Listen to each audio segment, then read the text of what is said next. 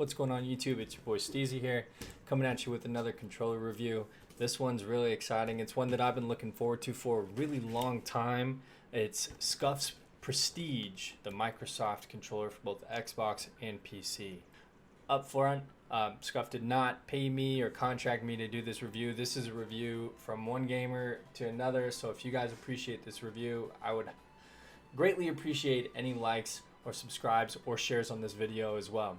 And I'd also like to add that I'm streaming regularly every week on Facebook, so I'll make sure the link's down in the description. But without further ado, let's get into the review of the Scuf controller. So we're gonna go ahead and just jump down here and start talking about the controller. So, as you guys can see, I got a little bit of customization going on with this thing. I decided to pay a couple extra bucks for the different faceplate you see here. You know, the standard default would have been the black face, which is normal for most Xbox controllers. Now you can see the back of it is still black, but we're going to go ahead and stick to the front for just a minute here. So I went with this coloration, and I also added the red rings around my analog sticks, which I love. You can do all kinds of different colorations. You can do like green and blue and yellow and purple, like all kinds of different ones, and you can do it all through the website before they send it to you. Also, I chose to have all my buttons down here blacked out. You could go with the standard, where if you're looking at, say, my old Scuf here, it has the colored buttons.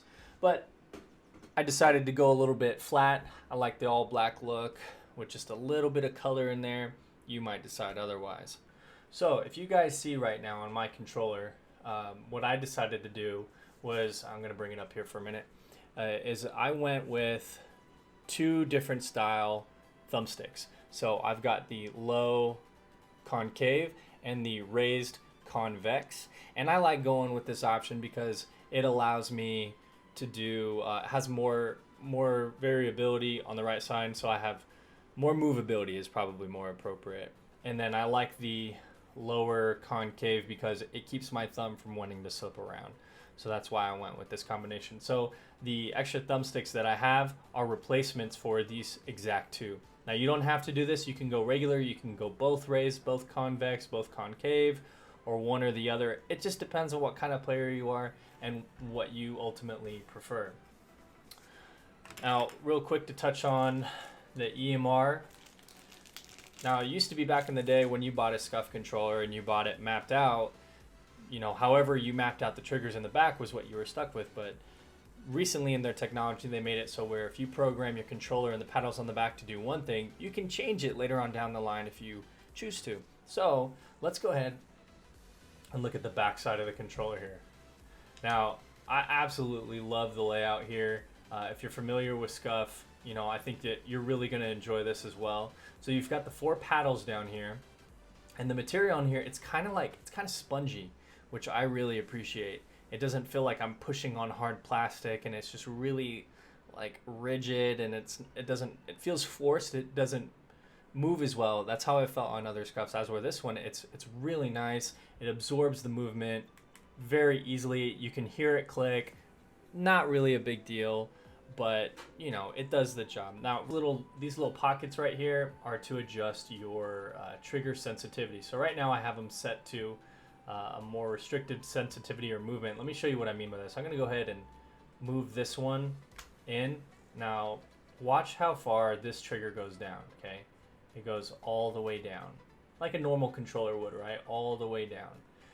Now, what that means is for this button to actually register and do what I want it to do, which in most cases would be shooting, I have to push it all the way down for that to work. Now, if I want to have it very sensitive where the moment I touch it, I want it to go off, is you go ahead and take this thing and you slide it over.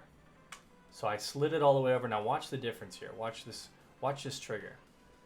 That's as far as it has to go. So if I compare it across the board between the left and the right, watch this. So all the way down right here.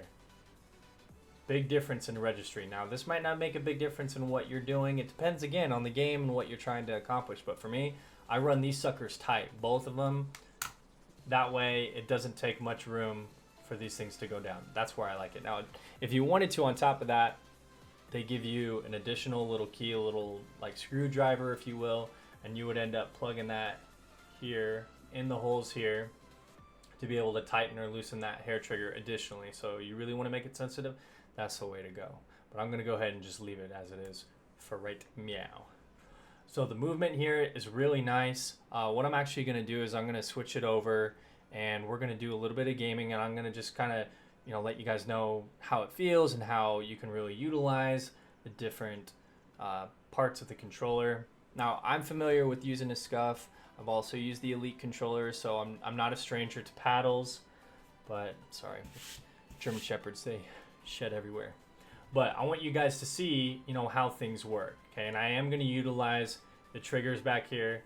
So right now we are loaded up to play some Apex Legends. We're going to go ahead and do that. So Apex Legends, we're going to go ahead and jump into training here. So as you guys can see, I've got my fingers resting here on the back side. You can call me Bloodhound. Let us begin with basic movement. Complete the checklist on your HUD. So as you can see, I'm not, so what would be A to jump, I'm pressing it back here versus pressing it here. So they do the same thing. So I'm going to go ahead and slide it down. Nice little jump kick.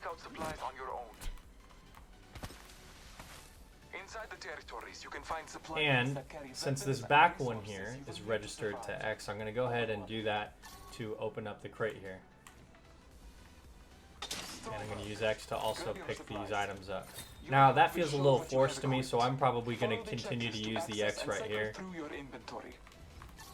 Alright, let's go ahead and get to the fun stuff. So, got me a gun. Again, I'm going to go over here, and I'm going to just equip this using the back trigger for X. And then if I want to swap weapons, I use Y, which is going to be this one here. So as you guys can see, so you're like, well, what the heck, like, what's the point of doing this? Like, why is this nice? Because I can slide, jump, kick, or I can be running and jump and... See, I like switching over using Y up here, but if I wanted to, I can jump and... laggy a little bit. Thanks, Apex servers.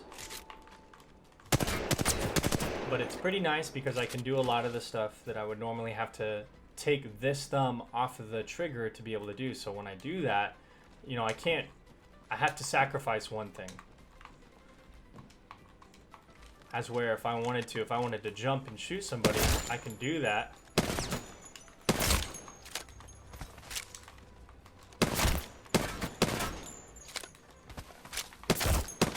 So, you know, that's just a real clear benefit right there. That's why I like using it. Mainly is because of the A and the B back here, because if I wanted to, I can run, I can be jump and then directionally aim for my kick without having to, you know, move my foot. Sorry, not my foot. moving this thumb here. I can keep it on here so that I can be directional with the way that I want to be meleeing my opponent. And this makes a big deal when the hitbox on some of your enemies is really small. You know, you got to be right on it.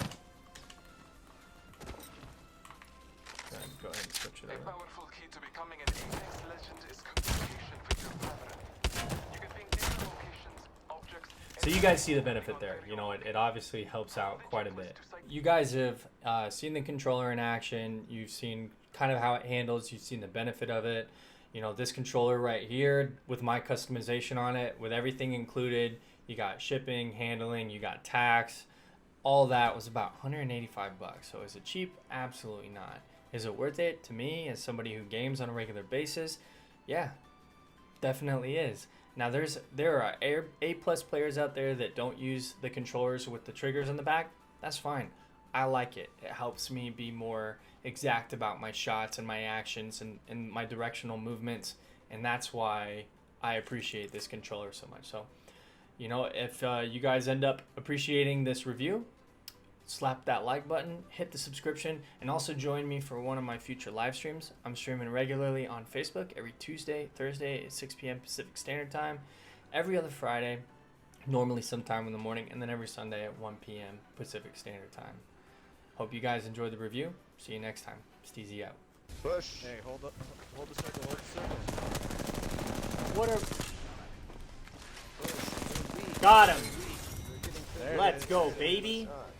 Don't hold the circle. What the frick? Yo, that's the the first win with the new Scuf controller here. It feels It good, is. man. Like I'm still getting It's pretty used to sweet. it, but it felt nice. That was a good one.